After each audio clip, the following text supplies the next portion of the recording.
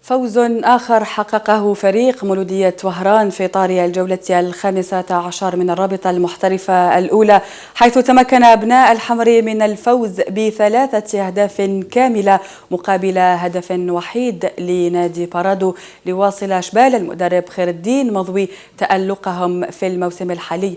التصريحات مع سارة فرندي وبن سمير سفيان.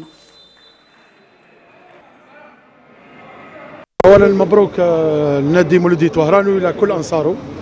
صراحه اليوم مولودية وهران تستحق بالطول والعرض هذا الفوز ب3 نقاط.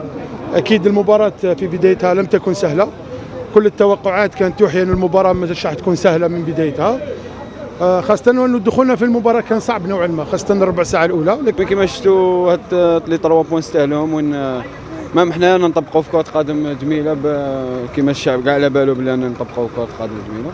ان شاء الله هذا الفوز وين يخلينا نتقدموا في المراتب الاولى ونلعبوا باريحيه ان شاء الله. Mais non, j'ai pas vu une équipe aujourd'hui qui avait envie de se surpasser pour aller chercher au moins un résultat positif.